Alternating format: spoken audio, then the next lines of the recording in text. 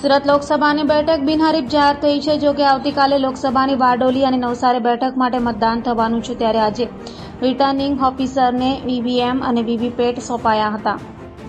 લોકસભા ચૂંટણીના મતદાનને લઈ સુરત જિલ્લા કક્ષાના અધિકારીઓની દેખરેખમાં ઈવીએમ અને વીવીપેટ રિટર્નિંગ ઓફિસરોને આપવામાં આવ્યા હતા. વહેલી સવારથી શરૂ થયેલી કામગીરીમાં બંધ બોક્સમાં તમામ રિટર્નિંગ ઓફિસરને જરૂરી સાધન સામગ્રી સોંપવામાં આવી હતી. સાથે જ તમામ જરૂરી માર્ગદર્શન આપવામાં આવ્યા હતા. સાથે જ અમુક ઈવીએમ એક્સ્ટ્રા પણ આપવામાં આવ્યા હતા, જેથી એક ખરાબ થાય તો બીજાનો ઉપયોગ કરી શકાય છે.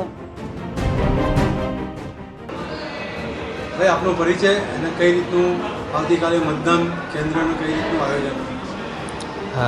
હું મદદનીશ મતદાન નોંધણી અધિકારી ARO રાહુલ ચૌધરી છું. આજે મતદાન મથક માટે ટુકડીઓ અત્યારે રવાના થઈ ગઈ છે. નિર્ધારિત કરેલ વાહનમાં ઈવીએમ તથા અન્ય ચૂંટણી સામગ્રી સાથે આવતીકાલના મતદાન અનુલક્ષીને 251 મતદાન મથક માટે રવાના થઈ ગઈ છે અને નિર્ધારિત સમયમાં એપ્રોક્સિમેટ અડધા કલાકથી પહોંચી જશે. સિગ્નલ એલર્ટ કઈ રીતનું?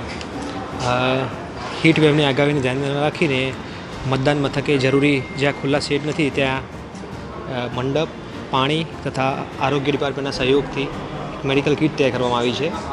એને અનુલક્ષીને ORS તથા અન્ય ફર્સ્ટ એડ કિટ સામગ્રી છે એ વ્યવસ્થા કરવામાં આવેલી છે. આમ જોવા જઈએ તાત્કાલિક આ વખત પહેલી વખત ગરમીનો આટલો પ્રકોપ છે, તો કઈ રીતે ટીમમાં એક કેન્દ્ર ઉપર કેટલી આરોગ્યની ટીમ હશે, કેટલા ડૉક્ટરને કઈ રીતે? આરોગ્યની ટીમ અહીંયા મતદાન સુવિધા અહીંયા કેન્દ્ર છે ત્યાં છે. એમને આરોગ્ય હેલ્થલક્ષી કીટ આપવામાં આવી છે. એક કીટ જે ફિક્સ કરી છે આરોગ્ય ડિપાર્ટમેન્ટે, એમાં જરૂરી ટેબ્લેટ, ફર્સ્ટ એડ કીટ અને ORSની જરૂરી સુવિધા છે. અને દરેક મતદાન મથકે એક કીટ આપવામાં આવી છે.